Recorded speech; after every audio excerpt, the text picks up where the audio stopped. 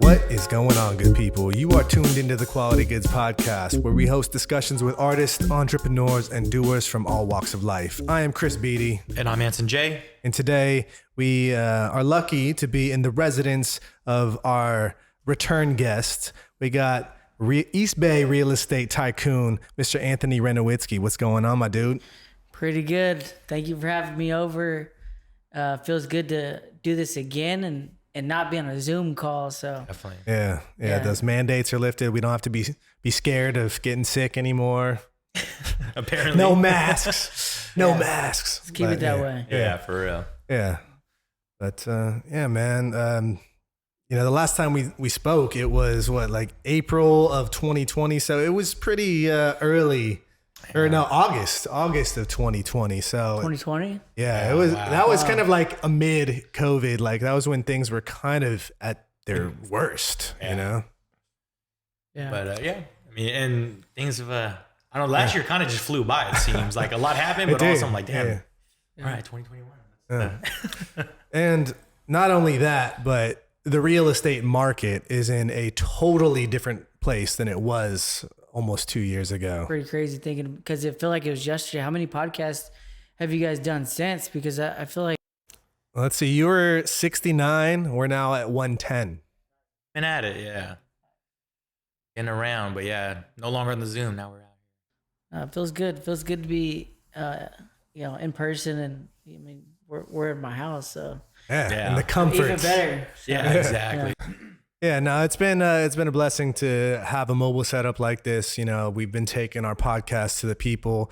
It's nice to get out of the house. You know, I don't like sitting on Zoom and doing podcasts with people. I like to be in the same space when it's appropriate. You know, I do miss the studio, but this is cool too. It's working out. Yeah, got to troubleshoot every once in a while, but we get through, and Yeah, troubleshooting is the name of the game when it comes to this shit. So. And how the last couple of years were for everybody anyway, just trying to make it work. Troubleshooting life. Yeah. Troubleshooting life.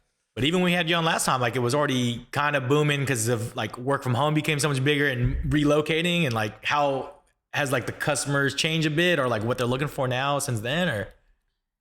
It's been a big difference. I mean, I'll tell you right now, I didn't expect it to go so crazy as far as prices and, a lot of people moving out of the area. I mean, you got a lot of smaller cities that have bigger houses and more affordable. And a lot of people did go that way just to get more space. Yeah. I mean, when you're not tethered to a workplace anymore, you don't necessarily have to be by your office. And I think we've seen now that we can all comfortably work from home. I mean, obviously not selling houses, but shit, even now you can sell houses online. You know, people are buying homes sight unseen or not, seeing it online, not actually setting foot on the property, and they're buying them like cash. Yeah. And good point you're giving, because that is true. I mean, like I'd say a good majority of these people are mainly looking at the location, which has always been huge. Location, and with technology nowadays, it has grown a lot more because of the COVID, because of the work home. But also it's making it more efficient for the consumer to actually start shopping for houses with all the videos and the walkthroughs, the 3D walkthroughs they're doing for these people. Also, the technology has gotten a lot better. So. Yeah, kind of had to. When you had to do contactless, what else can you do but start utilizing FaceTimes or Zooms, and I think also a good point too is like now that you don't have to work in the office, if it is work from home, they need a bigger space. So whatever space they're in, that's why they're updating their housing, right? So yeah, exactly. A lot of people are looking for bigger space. Home office is a big plus now. Yes. Mm-hmm. Yeah. Yes. In a whole nother room just for that. Yeah. I mean, that was a big pull or a big draw for me when I moved into my new apartment. Well, not new anymore. I've been there like a year, but when I did move, like having the space to be comfortable at home, like I'm one person, under other circumstances, a studio might suffice for me, like a sizable studio. But when I have to spend all my time there, when I'm working there, I need some separation between my work and my place to rest and cook and all that. Yeah, everybody realized that. Yeah, what a difference a couple extra doors and walls make, man. Like just to separate from my mindset of like I'm working from home and this is my chill area. It was just all combined for so long. Like even I had to move. I've tried to do the studio when Chris and I moved to different places, and I'm like, no, this can't happen. Like for a year, I'm like, I already instantly when I moved, I'm like, this isn't gonna work. You know what I mean? And I'm like, yeah, I had to move on. So yeah, space. We need that space. Sure. I mean, so the market, back when we last spoke, I mean, we live in the Bay Area. It's always high. But what are some of the other factors that are causing such an inflation in the price of homes around here? Everybody has their own preference. Everybody has their own, theory. But what I've seen it is a lot of the money has been getting pumped into the U.S. economy. With so foreign buyers. Ways, not a lot of. I mean, foreign buyers have always been a thing, but the way that the government printed a bunch of money when COVID hit, they trying to take care of the stimmies. the stimulus. That's the word that I complete, like my brain just went empty. Yeah. But the stimulus with a lot of these businesses, a lot of these businesses got bailed out.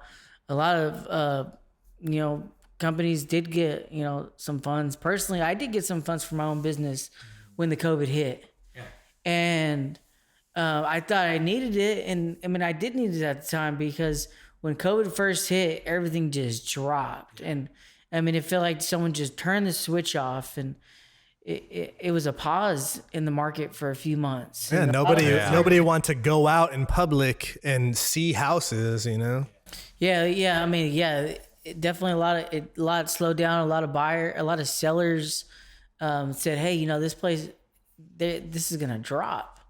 Yeah. The market has already been at an incline for the past since 2009. Yeah, since the 2009 last burst, I mean when we hit the rock bottom, in my opinion, from about 2011. But since about 2019, 2020, when COVID started hitting, that's a big gap. And I mean, me at the beginning, I believed it, but then the government jumped in and started just giving everybody stimulus, and they're pumping out trillions of dollars. They reduced the interest rate to zero. Yeah, exactly. Trying to make all these things, forgiving a bunch of different, Yeah, and then inventory around here is already low. Inventory was already low to begin with historically, but a lot of people, they probably are in a situation where they couldn't move, or they're in a situation where the interest rate got so good they could just refinance. Let's say you owe $700,000 on $1 million house, and you refinance that $700,000 loan from 5% to 3.3%.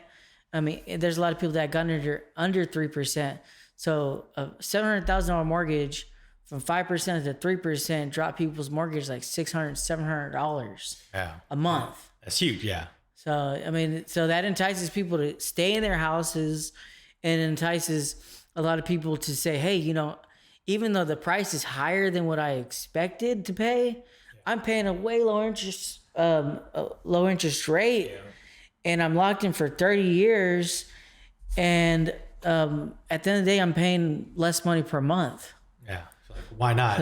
Why? Like I don't have any incentive to leave. Then I'm building my equity. You're already established there. If that's if you've been here for a while. Moving's not an easy thing to do for sure. Yeah, I mean, I even before this year, I hit my 12th year in being in the real estate business. So how I saw it, it was a formula. Like they were just feeding the housing market was already like on fire to begin with. And when COVID hit, they had to relieve all these, businesses, the stimulus, the interest rate. I just saw it as like, whoa, like this is a formula to create a massive push as far as housing prices, what they're going to go.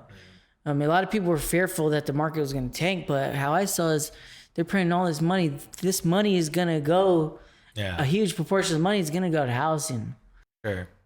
Especially think like, a lot of people's mindsets just change as well. It's like family became a bigger thing.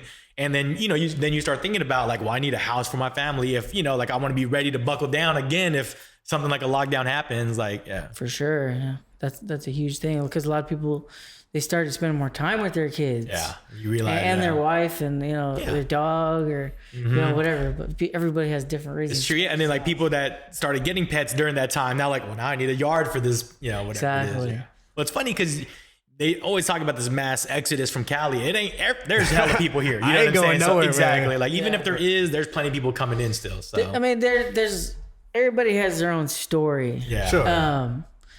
There's a lot of people leaving California, but I think those are the people that already made up their mind. They don't like, either, the politics or whatever. Yeah. Maybe they can't pricing, afford it. exactly. Maybe they can't afford it and they're frustrated about it. But there's always going to be people moving into California no matter what. Yeah, California's got so many draws, just the weather, the diversity, the resources, the geography. Yeah, there's so many good things. But yes, it is expensive to live there. But That's kind of why it is though. like because- you should know that ahead of time. If you don't know that by now, then you must be living under a rock. Yeah, like all you that are, now experiencing some of our the gas prices that we've lived with for a while. Like now you kind of know that's just one facet of it, but yeah, it's what comes with living out here.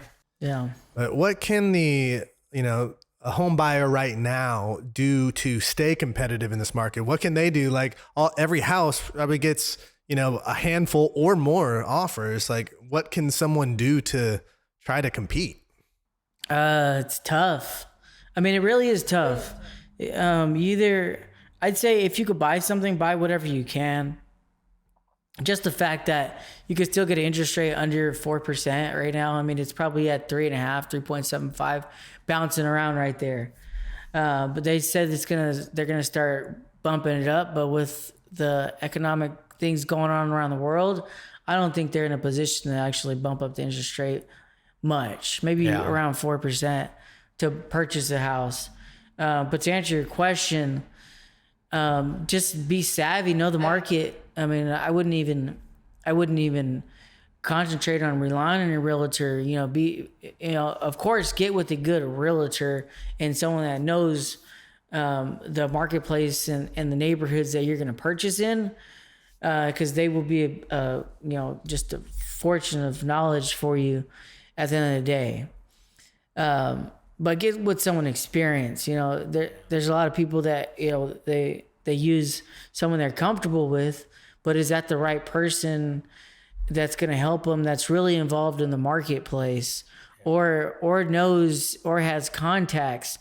Because there's multiple times where you have contacts in your business, and we're talking about real estate.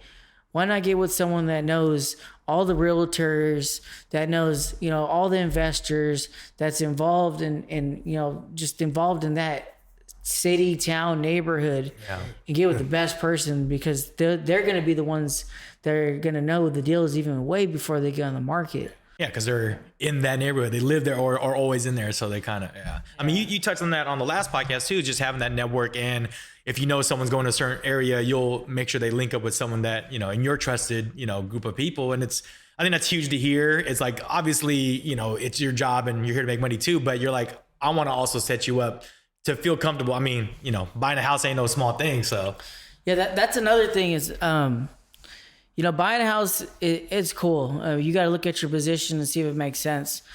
I don't know. You got to look at your position. If you have kids, if you're single, or your specific situation on you, or your lady or your husband. You got to make sure.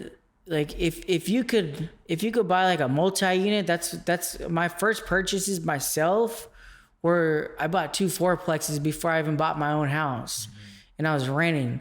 But the fourplexes, in my opinion, were the smartest move I could buy before anything, because I was able to lock in lower interest, fixed for 30 years, and you got 4 units that are paying your mortgage. Like those fourplexes, those assets, even if I sell them, I'm going to exchange and buy better assets that are going to make me a better return on my money. But just the fact that I bought those, like they've been paying my mortgage plus double over the time I've owned them. And, it is a little bit of maintenance when you're helping, people. Yeah, multiple. And when you're a landlord, essentially. Yeah. It's a lot of learning at the beginning. But if you get past that and you understand what you're getting into, then it would resort to passive income. Yeah. I mean, it's a lot of upfront work, but once you get through it, it's, you can pay like a management company to take over for you, and then it becomes that passive income. What were some of the main hurdles that you encountered in the process of, buying these fourplexes and renovating them? You said this is like 10 years or 12 years ago is when you probably would have grabbed those ones, the fourplexes? Or? I wish I could have grabbed them 10 years, 12 years ago. Okay. But no, my first fourplex was in Oakland, and it was 2018. It was a complete fixer. Like, we remodeled 3 out of the 4 units so far, and we added an ADU on the same one. So the biggest hurdle was, finding the deal. That's it.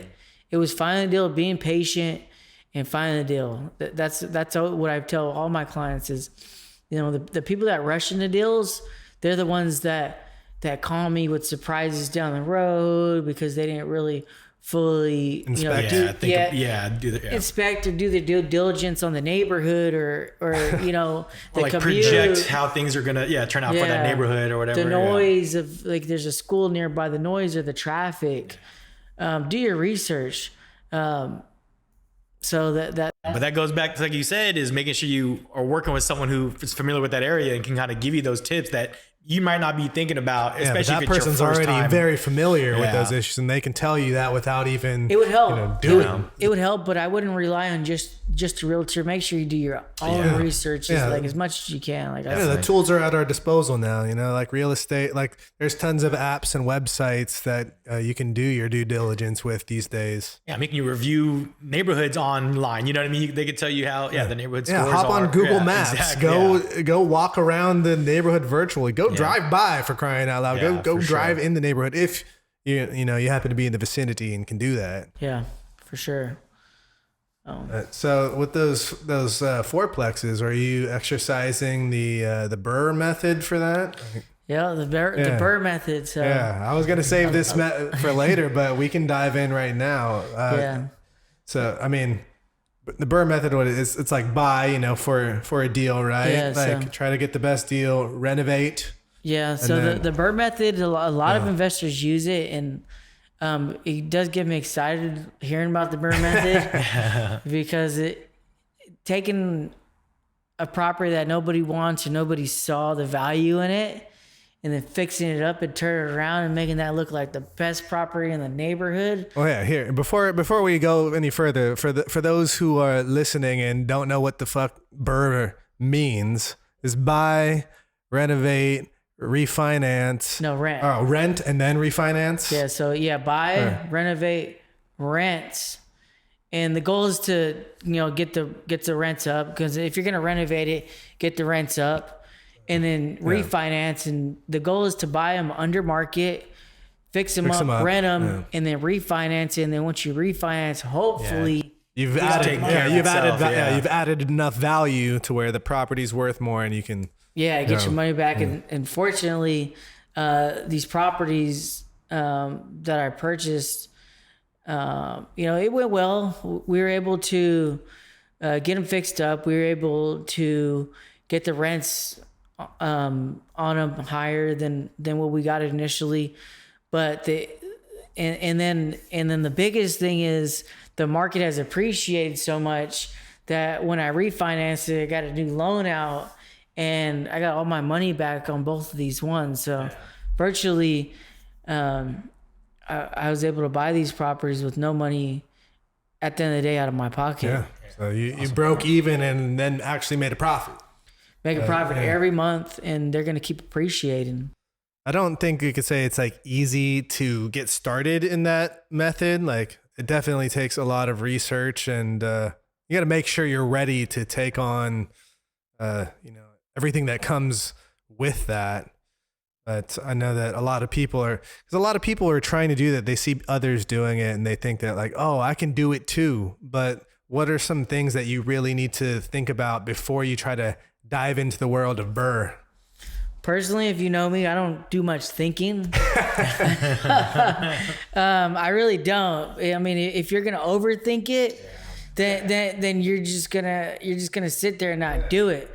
Just like the fact, like, I don't think you're ever gonna be ready to get started on your first project. Sure. It's always good to look at other people that do it. Like, I mean, I look online and search other people that are doing it around the whole country. Yeah. And thankfully, I was able to have a few mentors here in the Bay Area that have done it before and guided me through the process. But every property is different. You're never going to be ready. Yeah, and every property has its own set of unique challenges. Exactly. Just like having a kid, you're never going to be ready to have your first kid. But no matter how much you read about it, no matter how much you've been around other kids, right? Your kid is going to be its own thing. Yeah, exactly, and they're all different. I mean, and congrats about your child that's on the way. By the way, thank you, appreciate it. Yeah, life's moving 1,000 miles an hour. Mm-hmm. But I mean, again, you're never gonna be ready. I'd say just you're ready when you could financially do it, and you have time set aside to do it. If you're going to manage it on your own.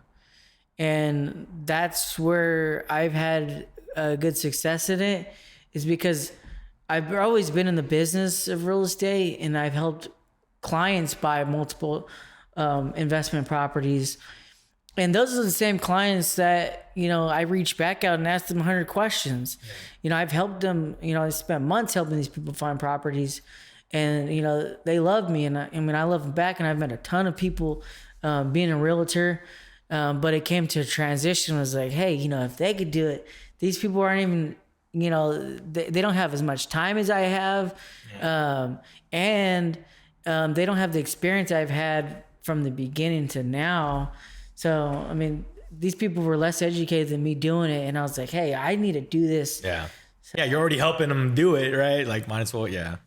I think that's important too, is like you mentioned from the pretty much every step is like, do your research, but that doesn't mean you can't be making moves. Just, you're always going to be researching and like taking that info. And like, I'm sure those first fourplexes now, all that information, when you get your next property, like, went into that, and like what you're going to approach in maybe another city or, Yeah. So, I mean, I've seen a lot of stuff online about like, oh, you don't need money to, get started. You can raise money and you get private money, but what does that really mean? Like, how can somebody attempt to get into real estate investing with little to no money? I mean, you really could get into it with no money and do well. But a lot of people can't get their mind around buying $1 million property with using someone's money, and it doesn't make sense. Yeah, there's risk involved for sure. I mean, there is risk. I mean, but at the end of the day, I've personally bought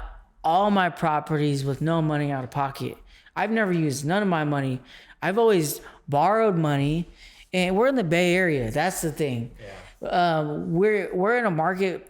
We're in one of the most high income earner marketplaces in the entire world. We're near Silicon Valley. We're in the Bay Area. Yeah. We're in California. Money just flows in this place. Yeah. So you got people that have millions and millions of dollars that are just sitting there in their bank account, and it's appreciating at 0.02%. Yeah, they're like, and that's what they're getting from the bank. Mm-hmm. Meanwhile, inflation last month they said it was at 7.8 or 7.9%. So if you understand the way economics works, you're going to be losing money. And I mean, a lot of these people that have big bank accounts, they have all these, inheritance. They have, they probably did well in the stocks, but they're sitting on this boatload of cash, and they love to find someone is willing to take a chunk of it and multiply it for willing them. to take a chunk of it. And most of these clients that have been loaning money, the money are old time real estate investors. And they get it. Yeah. They So they get know it. what you're doing. When they come to you, they know what's a possible outcome either way, right? Well, I mean, they're evaluating the deal just as much as I am, because most of the time they're lending $1 million on a transaction. And then you're just doing the hard work. You're doing leg work. You're finding the deal, getting people to renovate it, and they're just letting you use their money to facilitate the operation. Pretty much. I mean, and they get a return on their interest. 5-6% on their interest is what we've been getting recently. But to someone that has like $1 million in their bank account and it's sitting there, and you loan me $1 million and it's gaining 5-6% interest, and it's going to gain it by looking at the deals that we're finding, they'll do it all day long. I mean, they secure their money on the property, so if anything happens, they have a property. they have a property that's already purchased below market value in an increasing market. And then by the time I get it, within 30-90 days, my guy's already finished and the place is already on the market. And we're selling it for a few $100,000 more. So yeah, you're not paying a whole lot of interest because it's you're holding onto that money for such a short term that you're not eating interest over 6 months or something. It's like you said, 30 to 90 days tops, or maybe not tops. Might exceed that once in a while, but if you have a good team working for you, then I know you do now. Builders that you trust and junk haulers, then you can get the work done. Yeah, I mean it's always been it's about building your resources and just sharpening your craft, whatever it is. I mean, I'm in real estate. I've transitioned to flipping houses and buying rentals, but it was just working towards it, which I didn't know I was working towards it. Kind of just fell in it, and it really did work out. Yeah, you just hear more and more about it. Like you said, the more people you work with, you just soak up all that game and all right, how am I gonna use that now for whatever I'm. Yeah. Right. Well, that's a good transition right now. BURR is one thing, income properties and, real estate investing is one thing, but then flipping houses is, kind of, there's a lot of the same movements, but it's a different transaction. Right. I mean, flipping houses is cool, but I mean, again, we're in California. We get a high, well, you already got 35% sales tax, and then you get, 30%,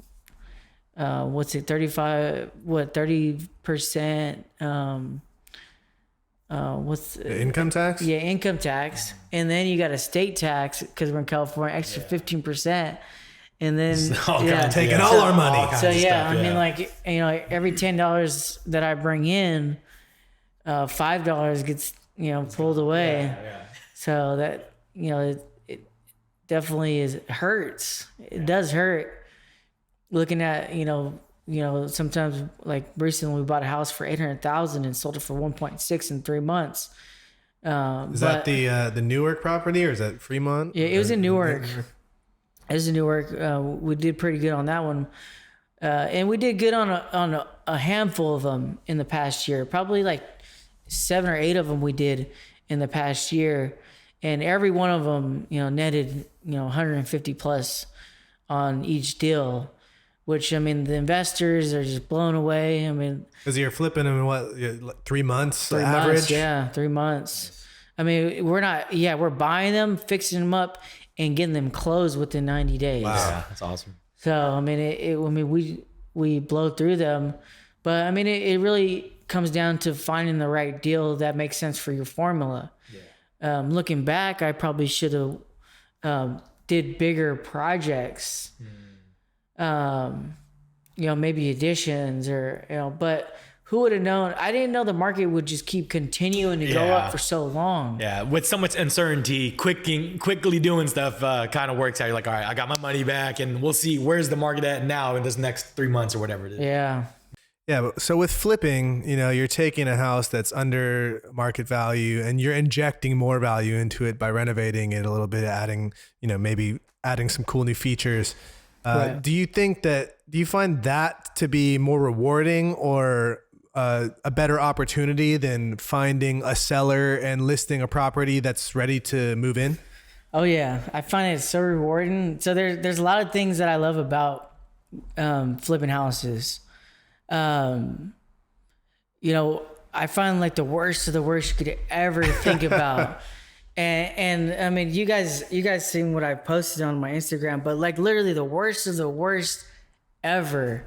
And we're actually sitting in one of the worst houses that I bought, and it turned into a primary. But usually the houses I buy are abandoned houses, hoarder houses, houses that have fire damage, houses that have foundation damages, just everything you name it. The roof is falling down. We bought one where the chimney fell over and there's a big hole in the house. But it's the thrill of actually finding the deal to begin with, and knowing I bought this house for $800,000 a few months ago, and the moment I got under contract, I already knew I was going to make $500,000 on the deal, because I looked at the comps and I looked at the purchase price, I looked at the comps, and I looked at what's going to take me to fix it so I could sell it and make it look better than most of the houses that I recently sold. Yeah, and I'm sure the neighborhood is a good indicator of what the potential of the home is. Right. I mean, it comes down to doing your research and really knowing the marketplace too. Like having that vision to take the risk. Like obviously not everyone's taking a risk on some of these properties. It's all about those 3 L's, location, location, location. Location, knowing your marketplace, knowing what it's going to cost to fix it, having the right crew of people that you could trust to take it from beginning to end. Yeah, that are on the same wavelength with you. Like they see what you see, right? Yeah. I mean, my guys, I started with them on smaller projects, and every project's getting bigger and bigger. But I'm starting to trust them more to take on bigger projects. So, I mean, it's a win-win. I mean, these guys are making a ton of money. The guys that help me renovate my houses, they're making a ton of money. I pay them good money. Yeah, you got to build that trust. Yeah, that's part of your team. Yeah, if you want to be able to just keep getting bigger and bigger, you can't keep using new people. You bring them along for every job, so you build up trust and loyalty, and then the quality that they're bringing to you.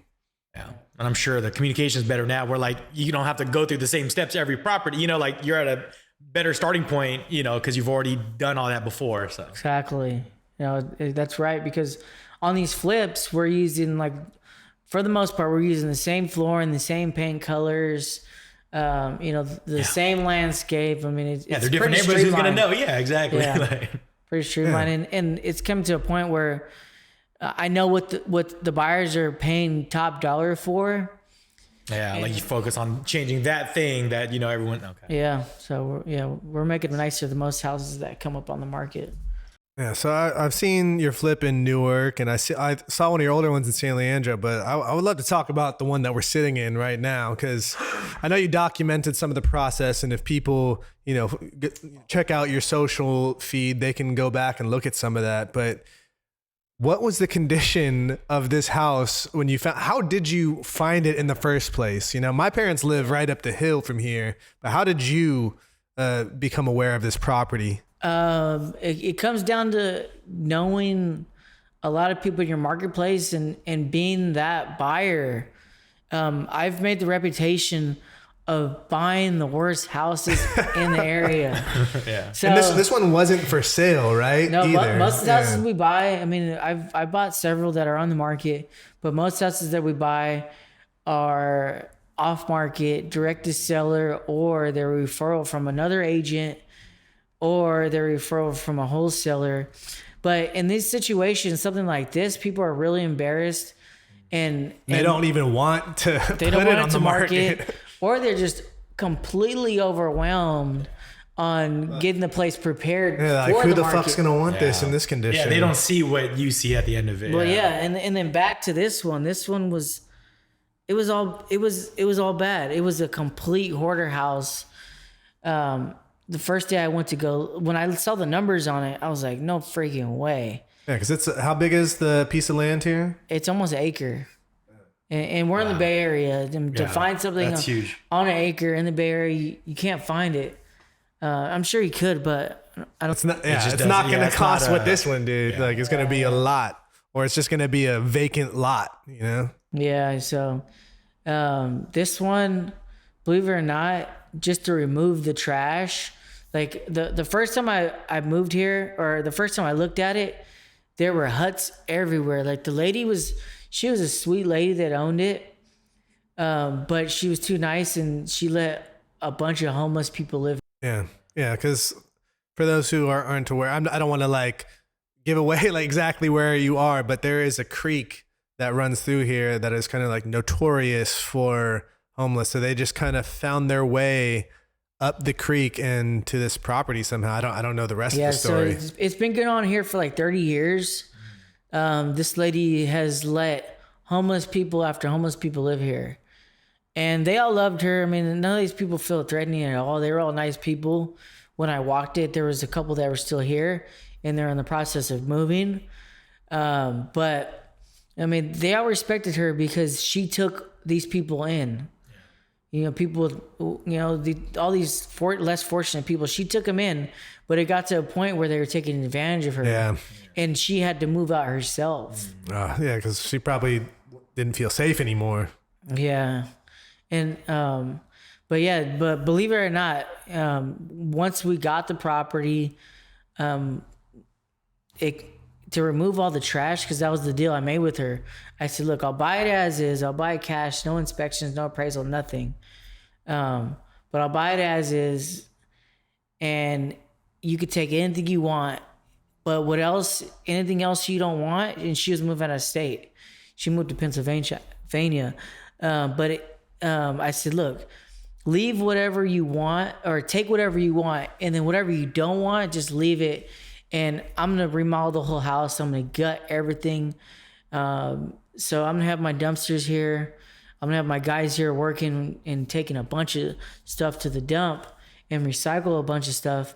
But leave whatever you want and I'll make sure to get it rid of. And that was big for her because she couldn't get past the fear of, I need to clean all this up before I sell it. Yeah. So that was huge for her. So it was a win-win for her and win-win for me. And believe it or not, I spent $50,000 just to clean up all the trash. Wow. Wow. Yeah. You said 30 plus years of people that were, 30 over plus here, years, so, yeah. I mean, this place turned into, I hate to say it, but it looked like a dump when I bought it. Like a literal dump where people come and leave their stuff that they don't want.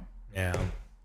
I mean, I think that's important too. Like you said, it wasn't on the market or anything like that. And then after talking to the owner, like you saw what her concerns were. And like, I'm going to take those stress off of you and I'll deal with that. And I'm sure that's why the deal got made. Right. So, Yeah.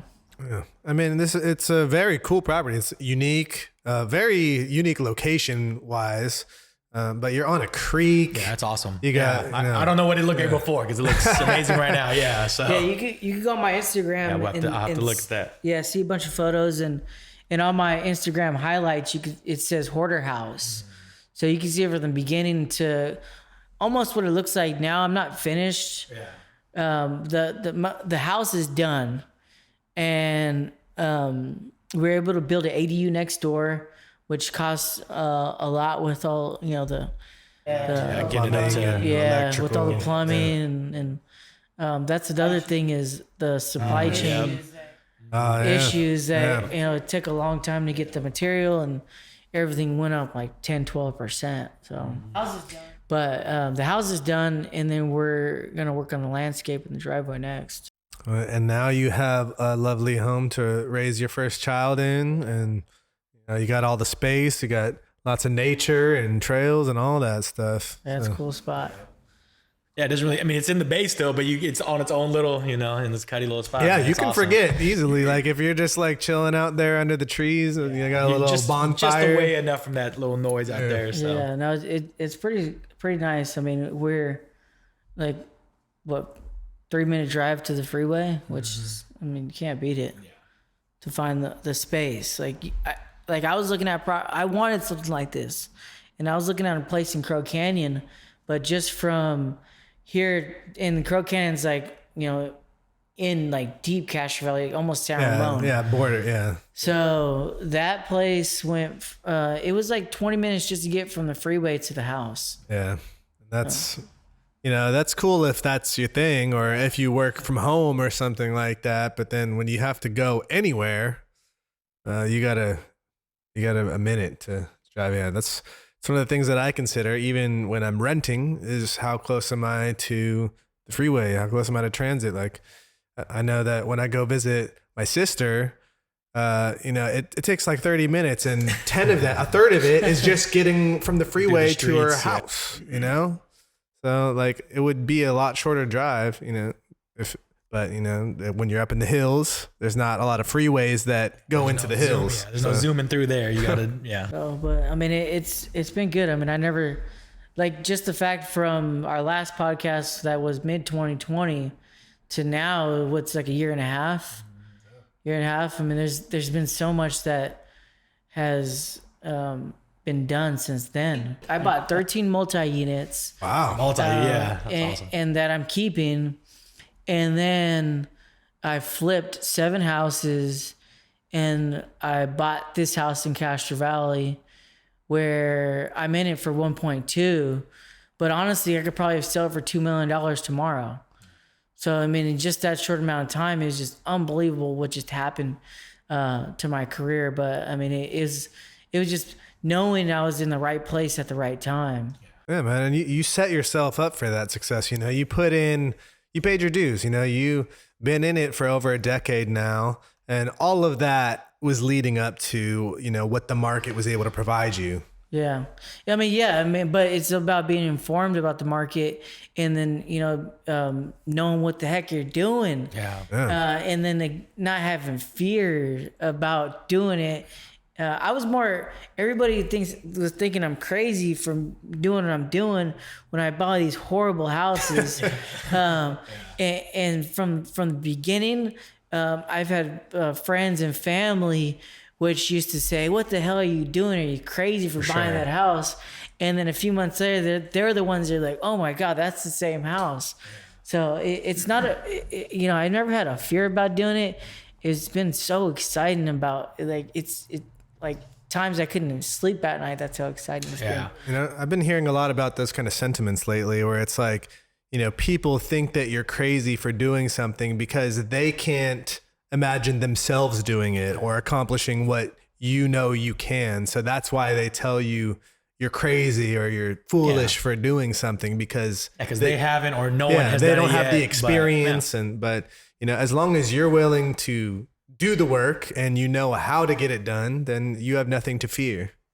Yeah, I mean, like you said, and when we talked, it was mid 2020, so that's like definitely one of the most uncertain times. But like you said, not overthinking it helped you, boom, make those transactions you did in that little bit of time. So throughout all those properties you fixed, what was like one of the hardest things to overcome? Like, what was a big hurdle that you ran into? Big hurdle was actually finding the deals. That's it. I mean, I already had the people in place. I already had the money in place to purchase them. I had the contractors in place to fix them. It was just finding the deals. That was the biggest hurdle, and that's the biggest hurdle that I'm having right now. I mean, I'm an experienced and a savvy buyer, and I'm having a hard time buying deals. But I mean, I look for deals that I know that already have value from the beginning. And being in the Bay Area, I am a small fish in a huge tank. Very competitive pond. Yeah, very competitive. I've back to, again, I did 7 deals last year. I was just in San Jose last night, and I was meeting with a Chinese brokerage, and that's all they do. They fix up and sell houses. And you know, my price point is like, you know, $500,000 to 1.5 million to purchase. And, you know, I look for, you know, a good margin to fix these up. These people were buying $3 million houses, putting $500,000 into them, and then selling them for like $5.5 million. Jeez. Like, just yeah, pumping them out. Yeah. yeah. I mean, and again, I've only did like 7 of them last year. They have a whole team and they did over 100 flips. Jeez. So, I mean, again, I'm a small fish in a huge Shark Tank compared to what's out there. But I mean, meeting those people like that, those are the people why I got into the business. Now you see the possibilities and what, you know, if you are to assemble a team in the future, you know that can be your reality. It could be if you want it. If I want, I mean, it'd be a more high stressful environment. Oh yeah, for sure. More things moving, more people to manage, you know, more projects to manage. I don't think I would want to take that on. I don't think I want to take that. I mean, but it's good to see that perspective of how things are out there. Like, you know, huge perspective, and it did get me more fired up to keep going and keep doing what you know how to do, and like stay in your like comfort zone for now. Exactly. I was just gonna say, not settling. Yeah. I mean, but the thing is, it's so easy to settle right now. It really is, because you know I could sit back and for the most part, you know, everything's paying for itself. But I know if I settled now, it would be the most foolish thing to do, is because I have the time. But I know I have kids. I have a little baby on the way, and I know it's going to be harder. More expenses. Yeah, exactly. And I'm going to want to be around her and you know, take her to swimming and you know, take her to learn how to walk a bike and catch a fish. Yeah. You know, just small things like that is where, you know, I see it going. But right now, I was just telling my wife that I have 3 more months until this baby's here, and I need to crush it. I need to crush it and get a ton of deals together. So when the baby comes, I'm going to be smooth cruising for a year. Yeah, exactly. You could just, you could take the time that you want and let your properties, you know, do their thing. Yeah. You know, pivoting a little bit, I see a lot more people doing real estate related content on social media, whether it's talking about investing or current market trends or anything like that. Like how do you feel about those that kind of content, and do you plan to do more of that on your own? I know you've kind of dabbled. No, I love that. I mean, I love how social media and YouTube and all these podcasts and you know, that's how I learned. And just the fact that, I mean, we're getting to an age group where we're looking into buying and we're looking into investing, right? Yeah. I mean, mid-30s, like, what the hell? We're hella old now. But we are getting to the age, so it's probably a formula of, you know, that's something that intrigues you. And also, you know, it probably is, there are a lot of people that are actually you know, making videos and, you know, how they get rich in real estate. That's amazing. And that's what I do every day is, I mean, even though I know a lot about it, and I mean, I look at the you know, the people out there that are actually making content about real estate. I look at their deals, I'm like, bro, I would smoke you every single day of the week. Like, your deals, like, your profits are like 30 grand a deal. Like, you know, our profits are 200,000 plus a deal. Yeah. But is that maybe because of the market, or is that just because it is the market? But I mean, we're doing much bigger deals. We're doing them faster, and we're doing more of them. But I mean, we're in probably one of the best markets in the world to do it. But I mean, back again, you know, I'm not putting anybody down, and I love all the content. I watch YouTube videos, I listen to podcasts. I mean, I follow a bunch of people on social media that are doing it and learning what they're doing. That's what got me excited about being in the business. So that's another reason why, you know, I had to jump on this podcast with you guys and just share my story, because if I could do it, anybody could do it. And if I see somebody that could learn from me, from my journey, that's just even more rewarding than doing any deal ever.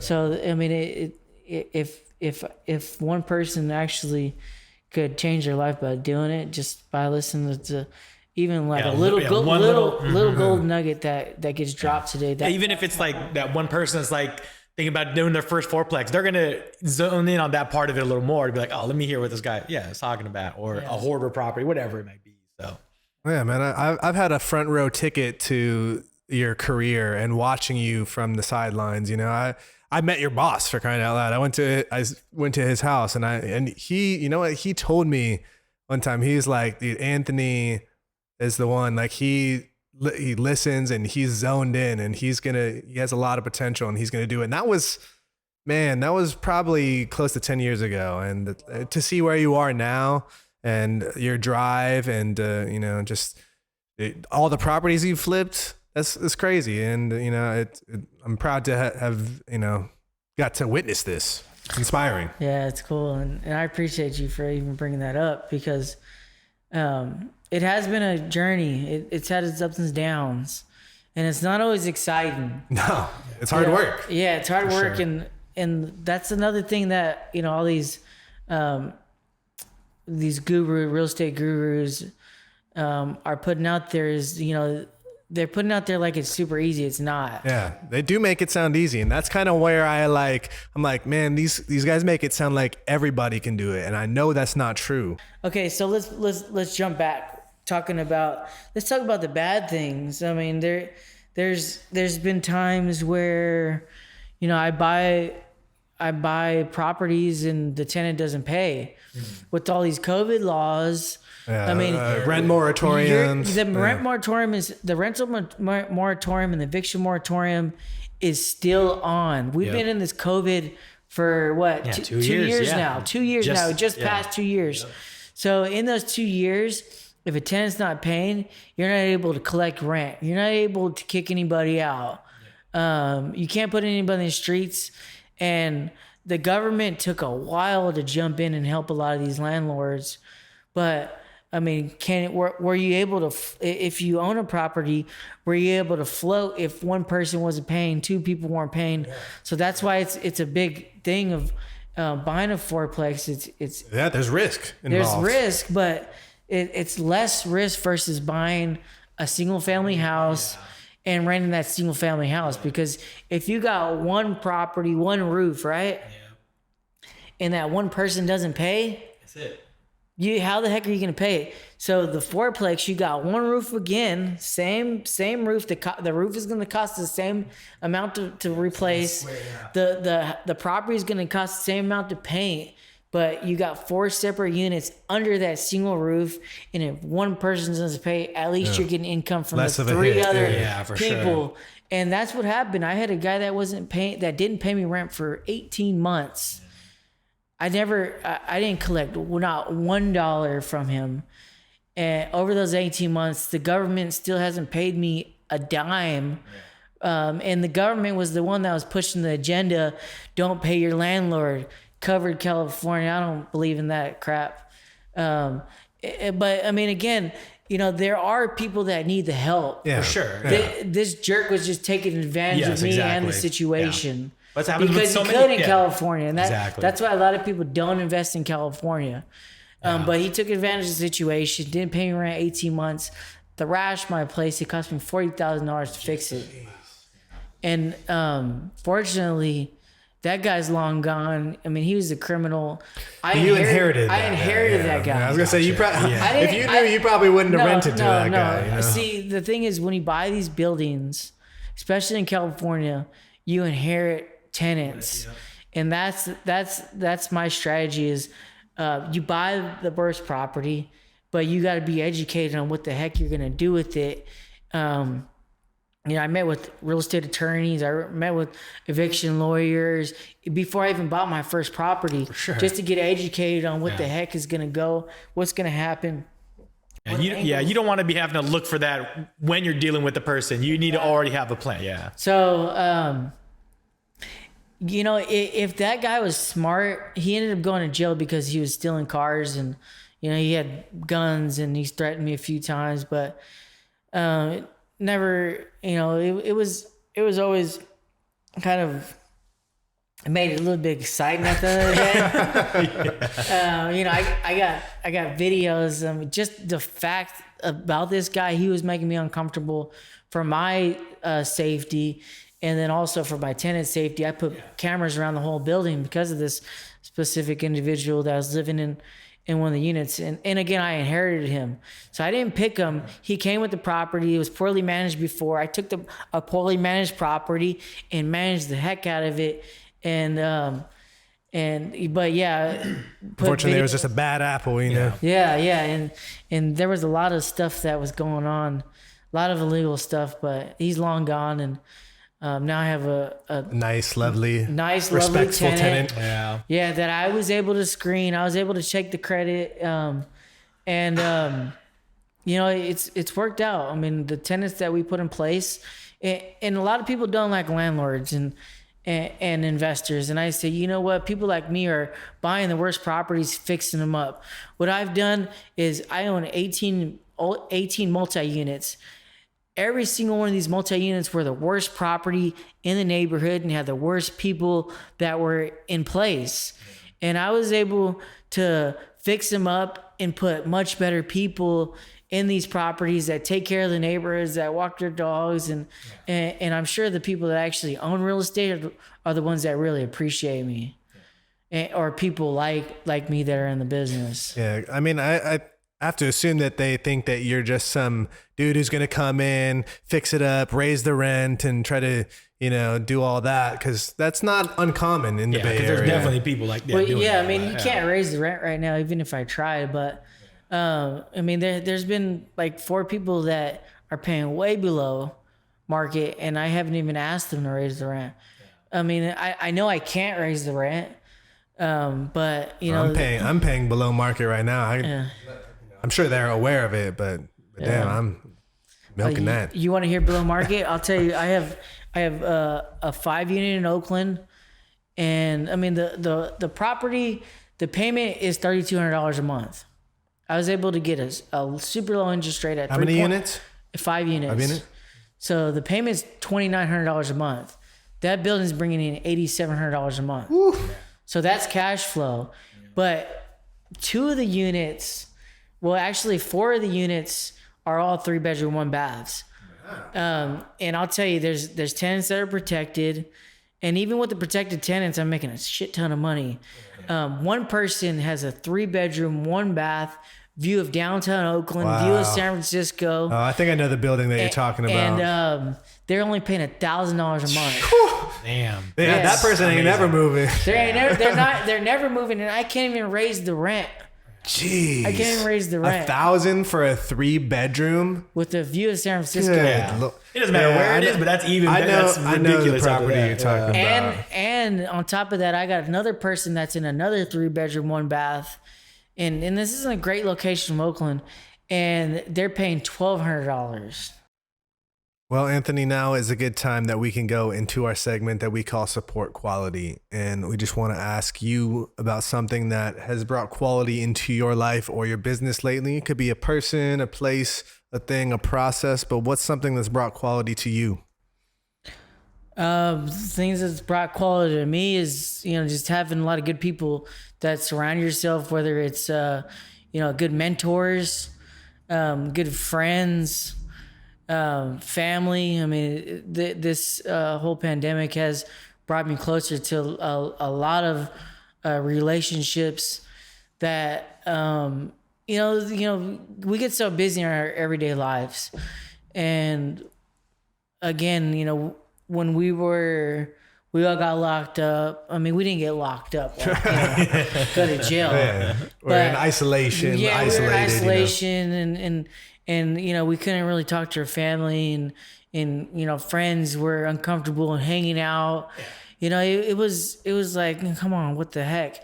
But it really got down to, okay, well, just being around people that you feel really good about, whether it's family, friends, coworkers, And it made you really step back and think, who are the people I really want to surround myself with? So it's true. Like who am I thinking about like reaching out to during this time where everyone is going through this massive change in life? Yeah, and I mean we're growing, we're transitioning. Yeah. Settling down, getting married, having kids. I mean, the people around you are important, man. Yeah, for sure. And be surrounded by knuckleheads. Right. No, it makes me happy that, when I ask this question to our guests, that most people do say it's some people in some regard. Yeah, the people around you, because that they enable us to do the things that we do. Yeah, for sure. And it is a balance of, what really makes you happy at the end of the day. Does working every single night and day, waking up in the morning and going to bed working, does that make you happy? Some people probably makes them happy. Yeah, there are people out there. But you have to have a balance of what really you're going to go. Let's say you die tomorrow. Are you going to be happy with your lifestyle or the people around you or what you actually accomplished? Yeah, like are the people going to celebrate you, or is there going to be like 2 people at your funeral? I mean, I'm sure you won't care if you're dead, but like you'd like to think that your legacy is worth something. Exactly, for sure. Your legacy, whether it's you personally, or you want to make your family happy, or you want to be recognized for positive things or good things, or you want to be recognized for not accomplishing something, or overthinking things and never even doing it. Like all the potential in the world, whatever it is. Yeah, exactly. I mean, it's important too, because like you kind of touched on a little bit, is you just happen to do real estate, but you have all kind of different people in your life, and I still can learn lessons from you, whether I ever just wanted to go that route or not. I still understand your mindset or just how you perceive things, and it's important to just have those people around you that you say, okay, this is what happened during the pandemic, man. This guy got better when like everyone was confused or like, not sure what they want to do. You're like, I'm just going to go forward and do it. And it worked out, but it's not easy, but you just see what people go through, and it's motivating. It comes down to being a good person too. What I realize is you give it back, you share your knowledge, you share what you've learned to other people, and it will come back in return. May not be right away. It may not be right away, and the worst thing is to expect a return. Don't never expect any favor back. You're gonna give someone your shirt off your own back and expect them to give you their shirt off your back if you really need it, which unfortunately, theoretically, it's you would not want going to that. happen. Exactly, it's not. It might. You might get it back. But don't have the expectation of you owe me a freaking favor because I did that favor for you. Yeah. And it's like I thought it was a favor. Like I didn't know I had to give it back. I thought you were just helping me because you could. Yeah. And I think even that goes into investing. Like it's not always going to be a good investment, right? You don't know, but you just have to trust what you're doing and trust the formula, the process, whatever. And then be helpful. I mean, the more you help people, especially if they reach out for your help, is unbelievable because they would appreciate you. Like I've helped my brother buy his first house, and I helped a bunch of my friends buy their first house, and I helped my brother buy apartment building as well, and then. A few months later, he helped me find another apartment building. So it's like, we both won. He got informed, and we bought one together. And back to another thing is, I've helped this kid. His name's Julian, and he was 19 years old when I met him, and got in the business. We were door knocking.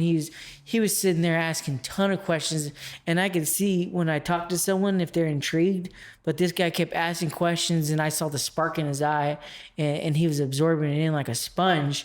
And just over the past year and a half, this guy has grown so much.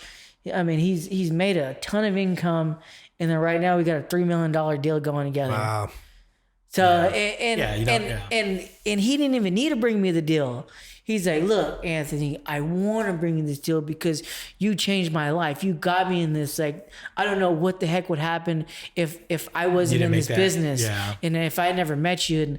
And just the fact that he came back, and I told him, like, you don't owe me nothing, But just the fact that he came back just made me like, whoa. Yeah, you realize like the impact you make when even if you don't see it as much. Yeah, exactly. I mean, I think it's big too. You said like, you know, don't expect anything back, but also you don't know how it's gonna come back to you. Like you never maybe know. didn't expect that. Yeah, it might not come back from him directly. Exactly. It might come back from another lane. But but just the fact watching him grow, and you know, he's so young and so smart, and he actually puts in the work is rewarding than you know than anything. And like, you know, he's gonna do that for somebody. I mean, it just it's like, why wouldn't he? You know what I mean? Like, transfer the game. Let's keep it going and return the favor, which is, I mean, it works in pay tenfold. it forward, man. Yeah, exactly.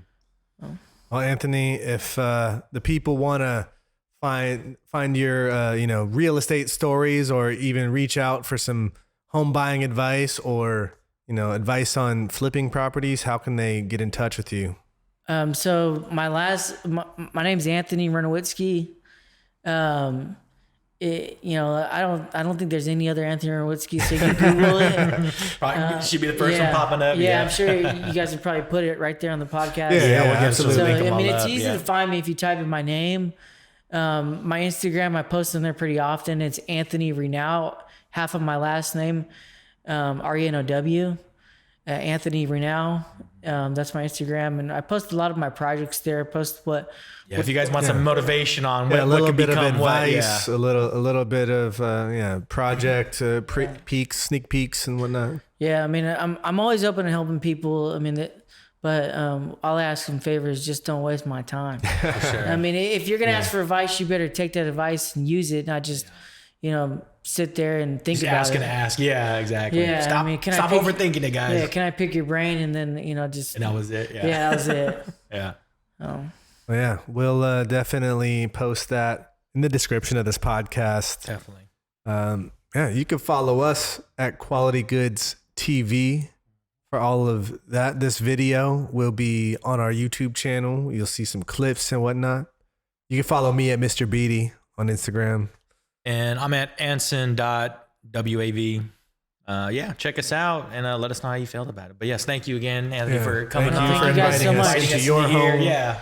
No, it's exciting. And again, like, just to doing this in person is a big difference from doing it on Zoom. Yeah. Let's keep it that way. And, yes, let's absolutely. keep going. Yeah, more IRL is the way to go.